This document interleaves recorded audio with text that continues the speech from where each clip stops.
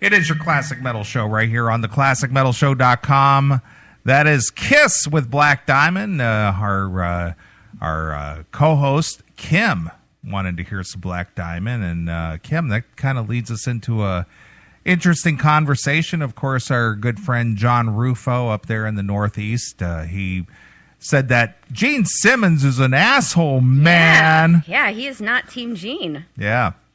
Well, I got to tell you, Gene has been very outspoken here in the last couple of months on various topics. One of them that got him into some hot water, of course, was his commentary on depressed people killing themselves. Yes. Which Chris and I touched on that. I think we did about an hour show or an hour portion of the show on that, and totally misunderstood what he was saying. Agreed.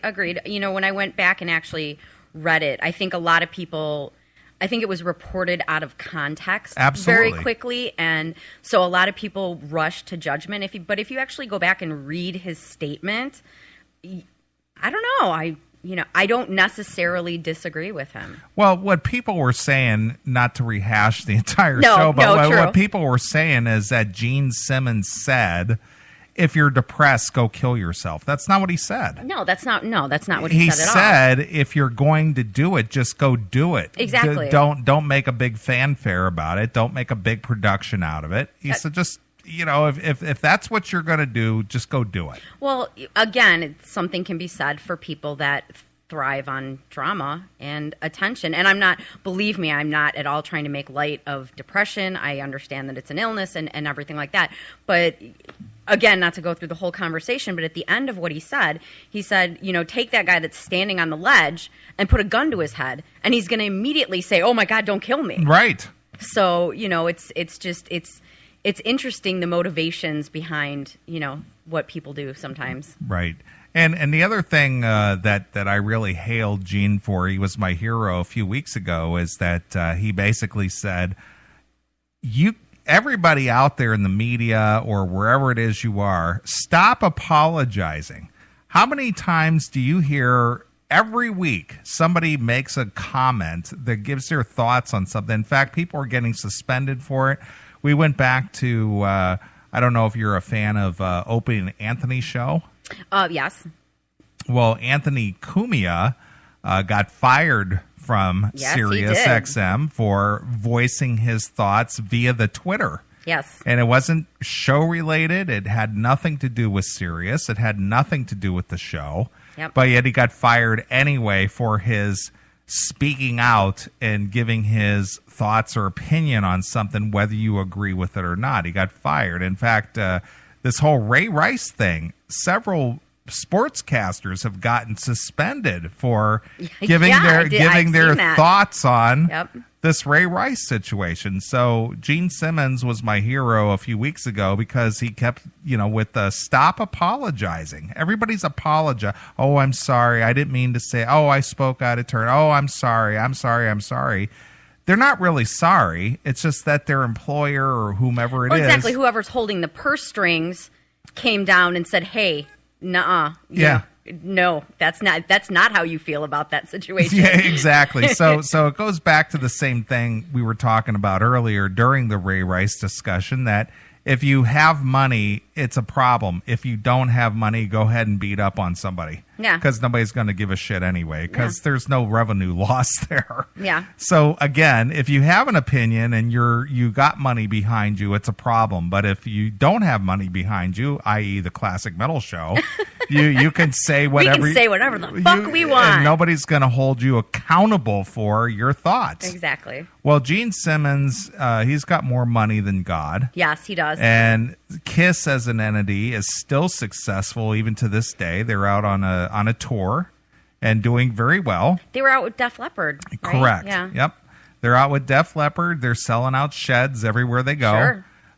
They just bought that LA sports team. The LA Kiss. The LA Kiss. Whew, that was a rough season of arena football.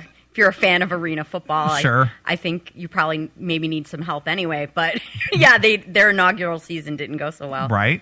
But regardless of that, Gene Simmons is not a proponent of "I'm sorry." Oh, I spoke out of turn. Oh, I'm sorry. No, in fact, I was kind of disappointed in Gene that he apologized for his comments about the whole depression thing. Well, Nikki Sixx was really quick to get in his 5 minutes by calling Gene out and getting a little bit of time for himself, which Crew's my favorite band, don't get me wrong, but I noticed that he jumped on that really quickly and called him out, and that was a big thing. Sure. And, well, you gotta make friends with Tim James because he's a huge Crew head. Oh, I love Tim James. I have a Tim James jersey. What are you talking about? Nice. All right. Well, anyway, Gene Simmons has spoken out again this week. He participated in an interview for I think it's Esquire magazine. Well, yeah, it was his son Nick. Yeah, his son Nick interviewed his father, and basically Nick asked him some questions that perhaps did not go over well with some other artists or contemporaries of Gene Simmons. I know Dee Snider's pretty pissed off. Well, we're going to get to that. But the crux of the story goes. Nick Simmons asked his father, you once said music business isn't dying, it's dead. What would you say to young musicians and songwriters today trying to navigate this new terrain? Gene's reply is, don't quit your day job is a good piece of advice. Well, that is a good piece of advice because we have tons of interviews here on the Classic Metal Show, and we often ask the artists about selling their music, and artists today don't make money by selling their music. Their music is more or less a promotion for their tour. Yeah, at this point you almost have to give it away to get people to buy the ticket to the show and buy merch. That's what it seems like. Look at the thing. Oh, look. See, Gene's a Neeley fan. Yeah, he's a Neeley fan.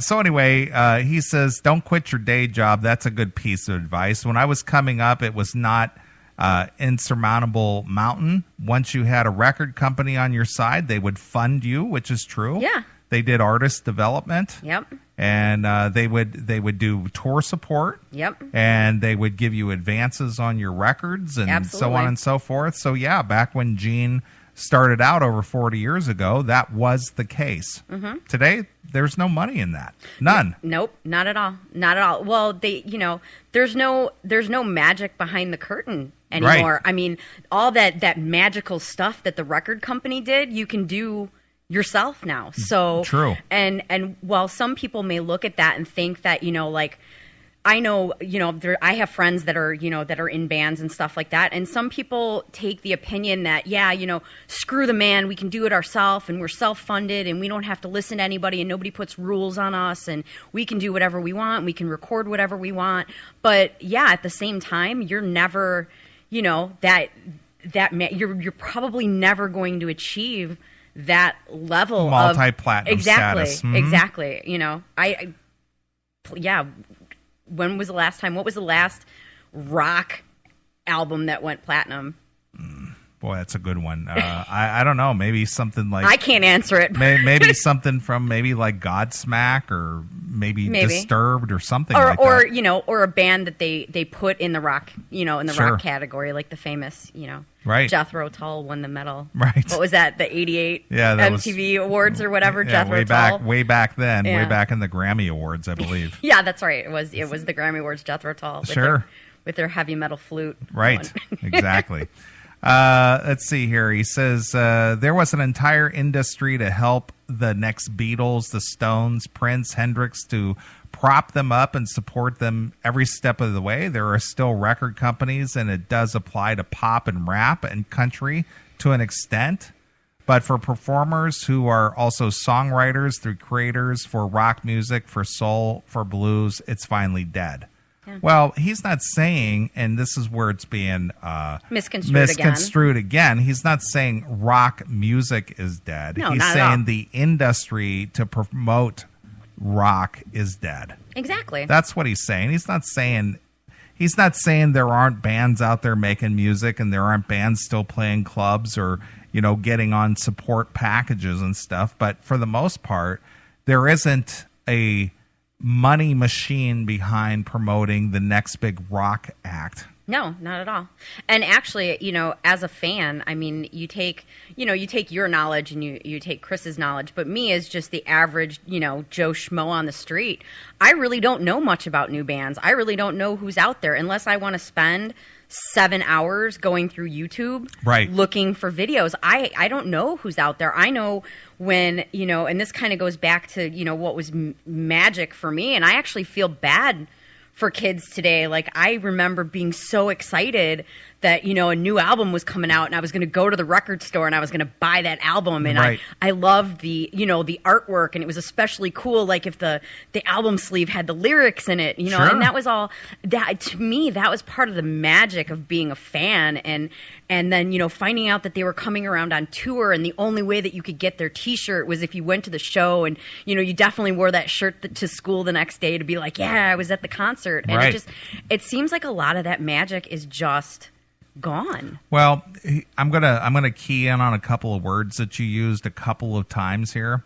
I found out that a new album is coming out. I found out that they were going on tour. I found out. How did you find that out? A lot of MTV, a lot of radio, okay. a lot of, and that's where those record companies came in. That's how you got the word out. I mean, right. being from Chicago, we listened to, there was a station that it was originally called RPM, but it was actually WVVX, okay. and Scott Loftus. And it was a radio station that from 8 p.m. to 1 a.m. was rock. It was just all the stuff that you wanted to hear, the stuff they were playing on Headbangers Ball. From 1 a.m. to 8 p.m., it was a plethora of non-English speaking radio shows. Sure. But, all of us, we tuned in at 8 o'clock to listen to VVX, and that, that's where we got our information. And they got their information from marketing people at record companies that said, hey, this new band is coming through. They're the hottest, latest, new mm-hmm. thing. And you gotta talk about them, and you gotta play their record. And sure. That's how we became raving lunatics and had posters, hanging all over our walls and had to go see shows. Right. Hail and kill, caller. You're on the air. Hey, what's up, guys? This is Joe out in Atlanta. What's going on, Hi, Joe? Hello. So, okay, a little heavy metal nostalgia time, I guess. So here's a question. Back in the day, one of the best parts about going to the concert, like you were saying, Kim, is that was the only place you could get the T-shirts. Exactly. But more than that, I don't think they do it anymore. But more than that, back in the day, the T-shirts on the back had all the dates and the locations where that tour took place.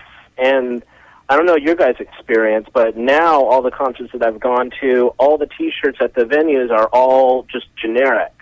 Yep. The best part was on the back of that, Seventh Son of the Seventh Son tour shirt. You could say, look right there, January 15th in San Diego. That was the one where I was, and that was, I think, one of the great things. And the other thing is, I grew up in San Diego, and we'd get the LA KNAC when it was still on the radio, and on all the big shows, like 20 minutes after the show would end, KNAC would play obviously from the studio album, but every single song in order of that concert that band did. So on the drive home, you would basically relive the entire concert, and it was the scene existed back then, and it doesn't anymore. And I exactly, I agree with you 100%. I've been to shows, and yeah, it is the same thing. You can get the T-shirts online. Like, it doesn't even matter. You don't even have to go to the show. You can just, go to yourfavoriteband.com and buy the shirt. And I agree with you 100%. That was your badge of honor. You spent that $20 or $25 for that shirt. And, if you were me, you wore it to school the next day or, the next school day just to be like, yeah, that's where I was, last Friday night, or that's where I was last night. And it was part of the magic. Yep, absolutely. Yeah, I had forgotten about the whole joy of wearing that sweaty concert tee the next morning. Yeah, I know, right? Yeah, exactly. You had it, you like wrapped around your neck, and you sweated. You thrashed all night and sweated all over it, and just was like, yeah, you didn't even wash it, just put it on the next day. Yep, exactly. But what can you say? It takes away the magic, because now you could just go online and see, okay, here's the songs they're going to play. Here's the order that they're going to play. I know Chris, had said in seeing Metallica, a billion times in a row when he was on this road tour, that every single thing on the concert down to every belch was scripted. So it's same place, same time. And once again, the magic is gone. Because you could just go online and say, okay, ooh, look, they're going to do a surprise, Danzig cover right here. Oh, well, that's cool. And I don't know, thrill is gone. Yeah, no, I agree with you 100%. All right. Hey, Kim, you're doing good. Thank you. You're hang in there. You're doing well. Thank you very much. All right, hail and kill Joe. All right, there he goes. All right. So anyway, once again, Gene Simmons being misconstrued about what he's saying, that rock is finally dead, but what he means is the industry that supports rock is dead. Mm-hmm. The music itself still lives on. Well, yeah, and he makes a very good point. I think he mentioned, I don't remember the years exactly, but he said, take, I think it was like the late 50s to the early 80s, and he says, name all of the, amazing musical milestones that occurred in those few decades. And, you've got Elvis, you've got Beatles, you've got the Stones, you've got Led Zeppelin, you've got Black Sabbath. I mean, that's epic, and then he says, okay, now take, the mid 80s till now, and where are those Beatles? Where are those Rolling Stones? And, right. I know I don't have nearly, your musical knowledge, but I'm hard pressed to think of any. Sure. So anyway, Gene continued on. I am so sad that the next 15-year-old kid in the garage someplace in St. Paul that plugs into his Marshall and wants to turn it up to 10 will not have anywhere to hear the same, won't have anywhere near the same opportunity that I did. He will most likely, no matter what he does, fail miserably. There is no industry for that anymore. And who is the culprit? There's always the changing tide of interest. Music tastes change with each generation. To blame that is silly. That was always the exciting part of it all. What's next? But there's something else. The death of rock was not a natural death. Rock did not die of old age. It was murdered. And the real culprit is the kid's 15-year-old next-door neighbor, probably a friend of his, maybe even one of the bandmates he's jamming with. The tragedy is they seem to have no idea that they just killed their own opportunity. They killed the artists they would have loved. Some brilliance somewhere was going to be expressed, and now it won't, because it's much harder to earn a living playing and writing songs. No one will pay you to do it, which is true. Yeah, no, and that's no different than radio. I mean, the Classic Metal Show has been going on for almost 20 years now. We're not commercially viable. 20 amazing years. But we've never really pursued the commercial aspect of it seriously, because we know that if we were to add commercial entities to the Classic Metal Show, they would definitely want to step in and go, oh, then there's rules. Yeah, we we don't agree with what you said last week. Chris is a little out of control. Exactly. I don't like the F word being used. Yeah, you can't drink while you're doing the show. We can't go with that. Here's the list of topics that you can't talk about. Right. We would prefer you not to touch on the Ray Rice thing. Exactly. And, whatever. So again, what's the ultimate word here, Kim, that governs everything? Money. Money is everything, Money is everything. So anyway, the masses do not recognize file sharing and downloading as stealing, because there's a copy left behind for you. It's not that copy that's a problem. It's the other one that's someone received but didn't pay for. Yep. The problem is that nobody will pay you for the 10,000 hours you put in to create what you created. I can only imagine the frustration of all that work and having no value in it enough to pay you for it. So, there's no way in the world, and people have approached me about this the same way with the show. Well, why don't you put the podcast out there and have a membership to listen to it? It's like, nobody's going to buy that. They're not. It's just, maybe somebody might. I'd buy it. Yeah, but for the most part, it's not going to be a sellable item. You know, it's just like, these two guys are just yucking it up and this and that. I'm not going to pay for that. You know, people have this attitude today that digital creativity does not have value, be it music, be it talk radio, be it what we do here on the Classic Metal Show. You can listen to it on your computer. How much value is in that? How do you put a dollar sign on that? You can't. Well, and, you know, I wonder if we have that feeling because of all the, you know, kind of the Wizard of Oz, don't look what's behind the curtain, the things that we didn't know about, you know, when we were 15-year-old kids and we were fans of the band and we didn't understand everything that went behind it. Yeah, but so, you couldn't get your hands on free stuff either. Well, yeah, because it was physical copies of things. You had physical albums and physical tapes and physical CDs, but today it's just a click of your mouse. Yeah. So where's the value in that? Well, I mean, music is a part of my life every day. You know, I always have music on when I'm at the office all day long. You know, it's really funny. You walk into my office and, you know, I have Iron Maiden posters and, I'm getting ready to go on a conference call and they've got Megadeth playing and stuff like that. I mean, I love music. So and because I have friends that, you know, are in the industry somewhat, you know, I see what goes on behind the scenes, but I do understand that we are a very, you know, we've become a very point and click, hyper connected culture where we've become very self-entitled. Yeah. It's very, you know, like, you know, we're appalled if we click on something and we have to pay for this. We immediately, you know, the same thing with TV shows. I'm a huge Sons of Anarchy fan, and I'm on a page on Facebook, and it amazes me that like every other post is where can I get season 6 for free? Right. And it's like that actually angers me as a fan because you're like you are completely devaluing the whole process and everything that they're doing by you think that you have the right because it was on TV last year. Right. You think you have the right to own it, to have it for free. Sure. Hail and kill, caller. You're on the air. Well, hail and kill, Kim and Neeley. What's going on there, Motorhome? What's going on, Motorhome? How's it going? Good. Well, I agree with everything you guys are saying, but I would pay for it. Yeah, but we're not saying nobody would, but my point is that we live in a society, as Kim just said, we live in an entitlement society that you just point and click and play, and you know, how do you attach a dollar sign to that? I mean, let me just put it to you this way, and I'm going to put you on the spot there, Motorhome. Okay. If you had to pay to listen to tonight's show, what would that be worth to you in a dollar figure? God.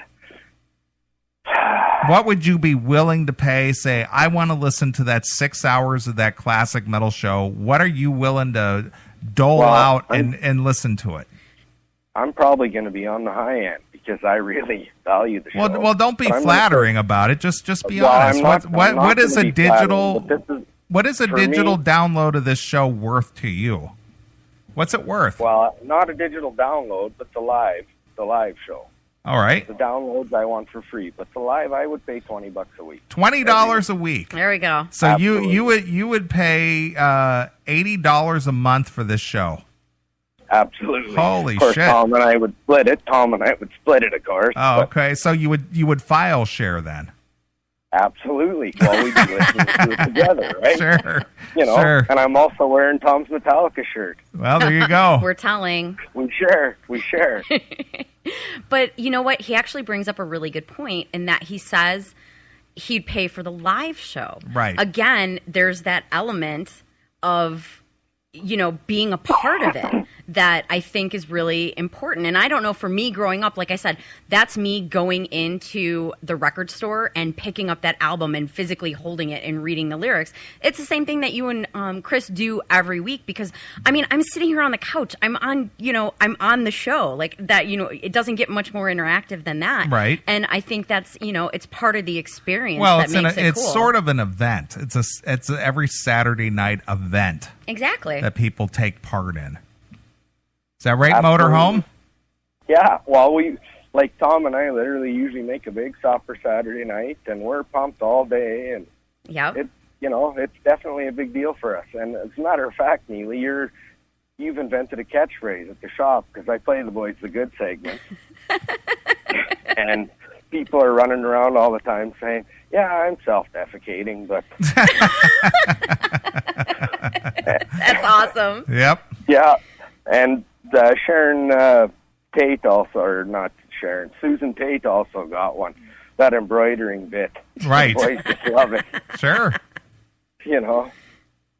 So Nice. it's even blending into the normal society. Right. Normal society. I like that. Normal society. You hear that, Neeley? You're mainstream. Yeah, I know. I know. Well, these are guys that don't like metal at all, right? Right. But they're still love the segments. Sure. The different ones I play them.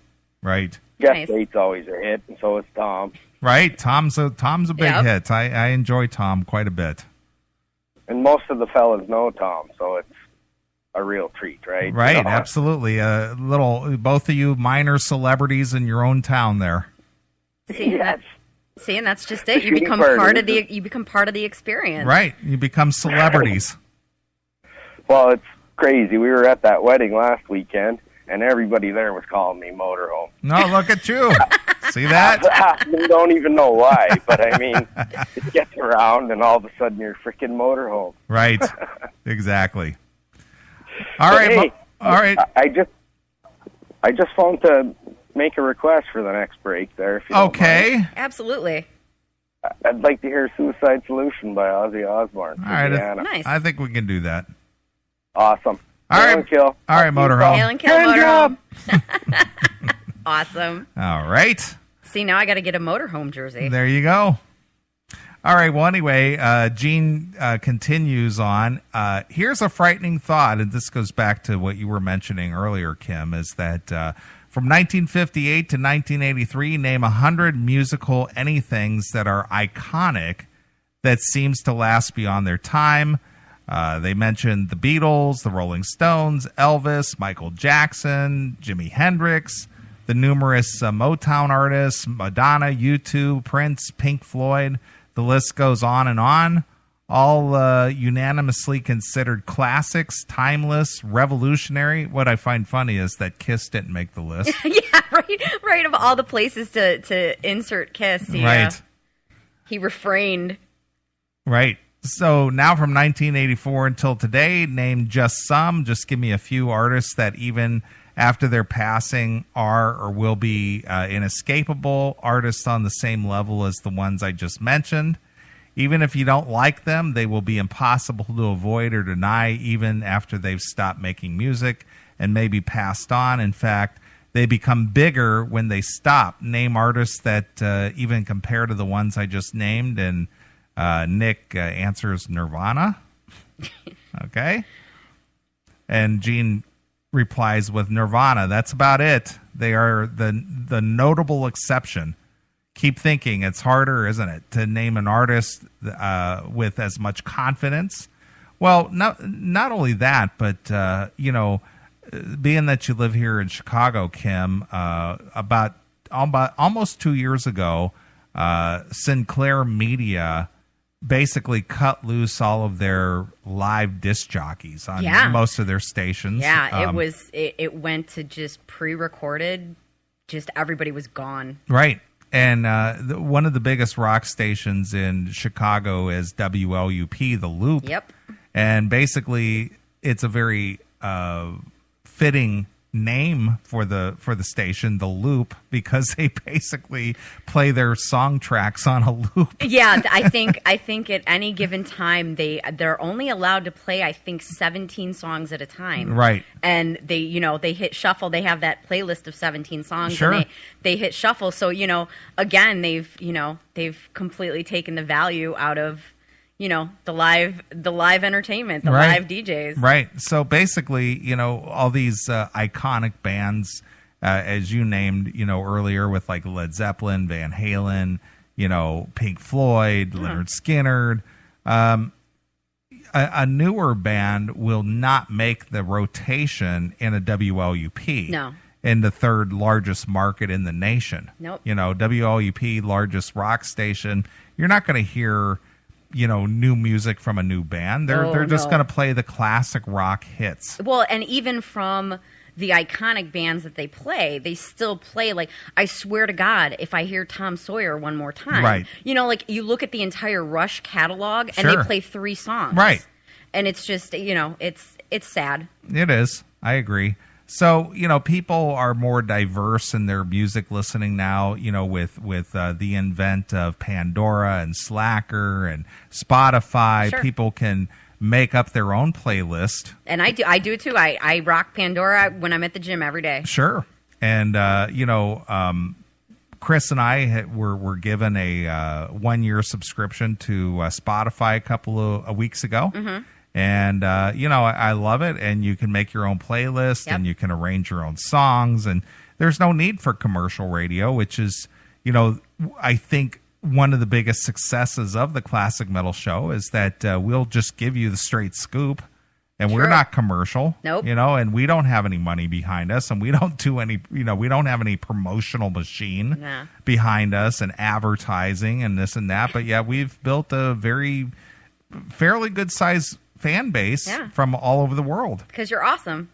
Well, regardless of that, it's just the. You notice how he doesn't deny it. Well, it's just the fact that people do it by word of mouth.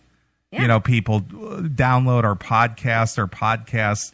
I think we do about 15,000 downloads a week. Well, I was telling you when I got here, I was actually asking about MOL because he's been kind of absent in chat lately, and he's how I found you. I met him on Metal Sludge, being a member on the Metal Sludge board, and he mentioned, you guys on a Saturday night, if you're not doing anything, you've got to check out this Classic Metal Show, and he brought me over like 12 years ago, and I've been hooked ever since. Sure. Well, anyway, apparently Gene Simmons' comments in that article drew some ire from some of Gene's contemporaries. Gene Simmons, no stranger to controversy, and his recent pronouncement that rock is dead has provoked a typically passionate response, including rebuttals from some of his peers. Gene Simmons has peers? Yeah. Well, yeah, Gene Simmons is kind of in a class by himself. Very true. Regardless of what you think of Gene Simmons or not, he's a very smart businessman. He speaks his mind. He's been successful for over 40 years. Yeah. I got no problem with the guy at all. And he's self-made. I mean, nobody you may not like the guy, but he's definitely not some billionaire's kid. I mean, he came over and he pulled himself up by his bootstraps, and he made himself what he is today. Nobody handed it to him at any point. True. And I have nothing, I may not necessarily agree with everything he says, but I respect, you have to respect a person that does that. Sure, absolutely. Well, anyway, Twisted Sisters frontman Dee Snider made his counter-argument in a lengthy Facebook post. I love it how everybody takes to Facebook when they got something they want to talk about. You realize what you're missing, Neeley? No, I don't. I have zero interest in that. I'll go the Twitter route, and I'll Twitter a little bit about the show, and that's it. But I'm not going to sit there and go, man, I'll tell you what pisses me off. What really grinds my gears. Yeah, man. Well, anyway, fittingly titled, Rock and Roll Ain't Dead, stressing that he has nothing but respect for Simmons. Snider insists he couldn't be further off the mark, adding that while the business that made them both famous might have lost its mojo, the music hasn't lost its power. Well, Gene didn't say the music lost its power. No, not at no point is he talking about the creative side of it. He's not talking about the creativity of it. And you know what's so funny? Do you ever notice when anybody chastises Gene Simmons, it always starts with, I don't mean any disrespect. Yeah, no disrespect No here. disrespect, but... Yeah. Well, but Gene did not say that there isn't any good music being made. Not at all. He just says it won't get discovered because there's no machine behind it to promote it and get it out into the public consciousness. Well, yeah, because we're all too busy watching X Factor. Yeah, well, regardless of that, if somebody had money behind the music, you might not be watching X Factor. You might be watching this new up-and-coming band make music. Sure. You know, for all you know. Well, but what Gene is saying, that there is no promotion or money behind rock bands that are putting out new material. And that's what he said. He didn't say anything about the creativity being gone. He didn't say that there aren't any good bands out there. He didn't say anything like that. He's just saying you're just not going to find out about them because there's nobody out there pushing it. Well, yeah, and and at the same, I don't mean no disrespect to Dee Snider, but how many more Twitter followers did he get this week, and how many more hits did his website get? And it's very easy to latch on to a controversial statement to try and take your own, 5 minutes in the sun. Sure. Well, he said, Snyder continues, rock and roll is alive and well and thriving on social media. Okay, well, that's all well and fine, but it's not going to get the big splash that you would get if all the commercial rock stations across the nation were adding your song. Absolutely. It's not going to happen. Yeah, social media is great. YouTube is great. All these, outlets are great, but you're not going to get a concentrated effort on your part by saying, "Hey, man, listen to the hottest new band in the land." It's not going to happen. Nope. You're being self-promoting and all is great because I know what that's about. That's what we do here on the CMS. We do self-promotion. Mm-hmm. We got, I think Chris and I added it up. We've got about 15,000 listeners a week. Nice. Right about 15,000. But that's out of the world, okay? Well, yeah. 15,000. So 15,000 very smart, intelligent, good-looking, very awesome people. Yeah, but 15,000, if we were a band selling 15,000 CDs, we would be a failure. Yeah, absolutely. Yep, absolutely. So for D to say, social media is hot, but they're not selling platinum on social media. Well, it's not happening. It's like I said, name the last, I'm sure there's, plenty of hip hop and all that, stuff, but name the last true rock album that went gold even. I mean, we're talking about platinum, gold. You know, it just doesn't happen anymore, and it's a shame. I think I was reading somewhere that the new Ace Frehley release, Space Invader, I think it sold something like 17,000 copies in its first week out. Wow. And it's number 19 on the Billboard 200. Really? That's 17,000. Wow, it's 17,000. So, you don't have to... and rewind it 20 years, you're not even 17,000 wouldn't even have cracked the top 400. No, not at all. Not at all. So the standards have dropped. I was just going to say, we as a country, I think that kind of goes without saying that these days with everything going on, that as a country, we've lowered our standards in a lot of ways. So anyway, he continues, rock and roll is alive and well, thriving on social media, in the streets and in the clubs and the concert halls all over the world. Well, D, they're not selling an arena. Okay, They're not selling arenas. They might be selling out the local Joe's Bar. Exactly. Whatever, but they're not selling arenas, which is what Gene's point is that they're not selling mega platinum. They might be out there performing and maybe doing a great job of it, but they're certainly not getting mass appeal. No, not at all. And and even it's really apparent too, because I go, being, a stuck in the 80s kind of girl. I go to those big arena rock shows. I was just at Crew. I went and saw Crew and Kiss when they came through town a couple years ago. The big giant, the big giant rock bands, they aren't selling out the arenas either. Right. I mean, I was there. It wasn't sold out. It wasn't anywhere near sold out. Sure. They still had probably and this is an outdoor venue, so of course there's, a bunch of people on the lawn, but half that pavilion was empty. Right. And, so even the Gene Simmons of the world aren't selling out arenas anymore. Sure, absolutely.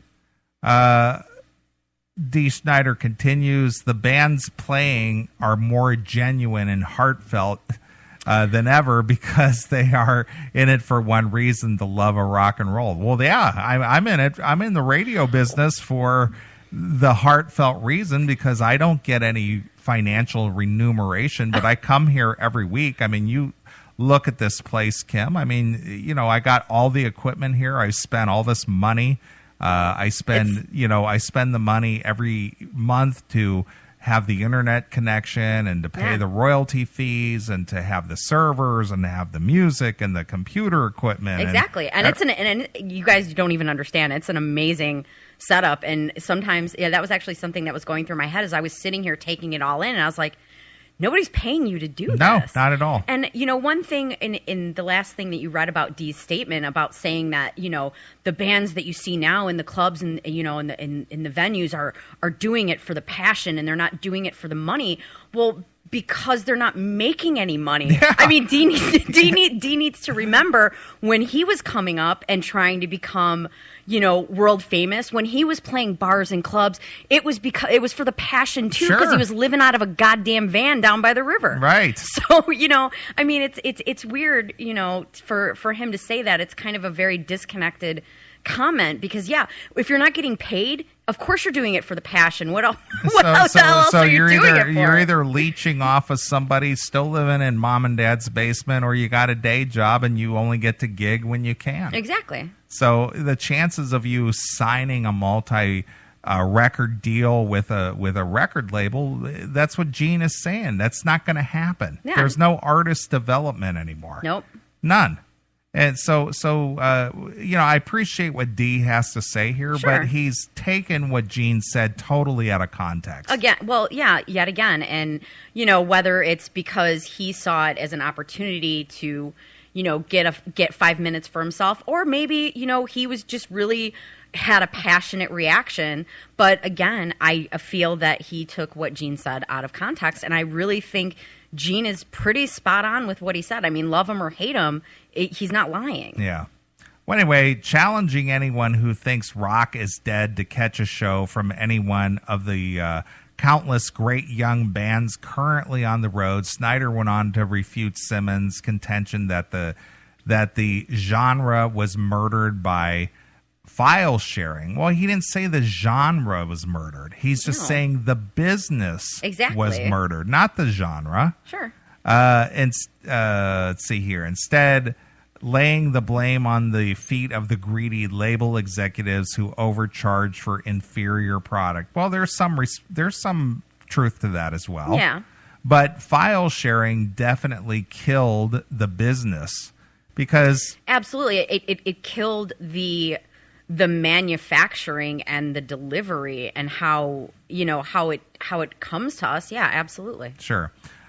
When the general public finally realized that they were being had and the opportunity arose for them to stick it to the man, what did they do? The same thing their Woodstock Nation baby boomer parents had done when they had their chance, Snyder pointed out. They stuck it, and they stuck it in good. Does anybody remember Abby Hoffman? Steal this book, the massive selling early 70s hippie guide focused on ways to fight the government and against the corporations to any way possible. Multiply that by Googleplex, whatever that is, okay?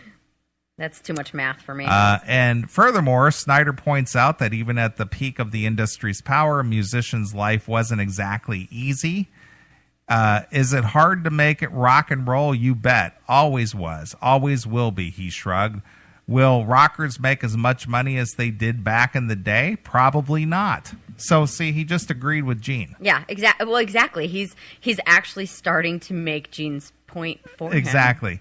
But that won't stop them, and they'll be motivated by a much more genuine love of the art. I don't believe that. Everybody who wanted to get into rock and roll did it because they had a passion for it. Exactly. You know, they wanted to get laid. Well, regardless of what, they had a passion for exactly. it. They had a passion for something. Yeah, they see Eddie Van Halen on stage playing guitar, and they go, "Man, I want to do that." Yeah. You know, that's cool. I want to do that. I want to try that, whatever it might be.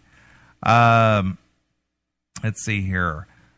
Great rock and roll will continue to be produced, played, and embraced by the rock fans. Well, that's true. Yeah.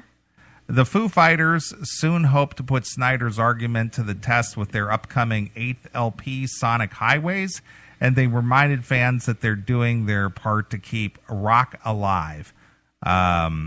So anyway, U2 recently just... Oh, boy. Well, regardless if you like them or not. Well, yeah. It's just another reason I'm really happy I'm Team Google and not Team Apple. Well, but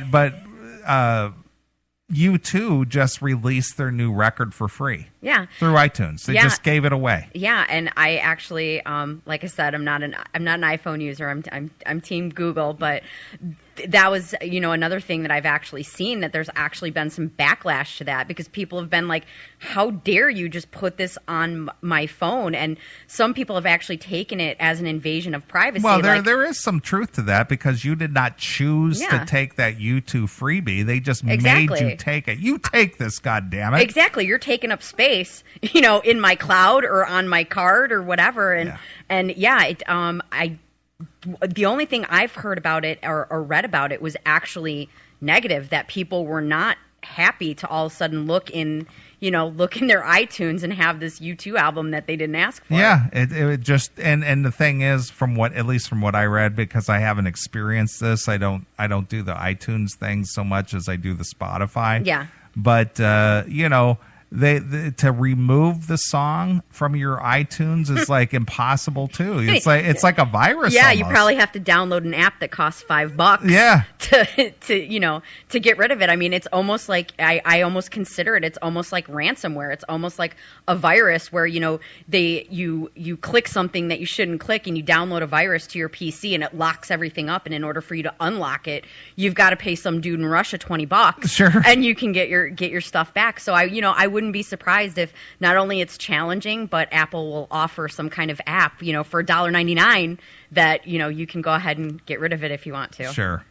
Well, getting back to the original context of this conversation, once again, Gene Simmons, in my opinion, was right about what he said. He didn't say rock music is dead. Nope. He just said the industry that supports rock music is dead. That's all he said. Yep.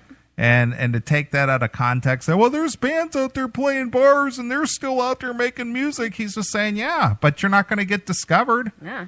You're just going to be one of a bunch. Yeah, exactly. You're definitely not going to be the next Gene Simmons. And even Dee, again, to wrap this up, Dee even conceded and said, are you going to make more? Are you going to make any money at it? Probably not, but at least you're going to be more genuine and more passionate. Yeah, well, tell that to my electric company when I'm trying to pay the bill and saying, I'm a musician, man. Here, if I play you this song, will you keep my lights on? Exactly. I didn't sell any CDs this week, but I'm a musician, man. I'm passionate about what I do. Leave my electricity on. Damn you. Yeah, seriously. All right, well, good discussion, Kim. Any final words on this? It's all about money. It is all about money. It's all about money. So what is the theme of the show tonight? It's all about the cash. Exactly. Sure.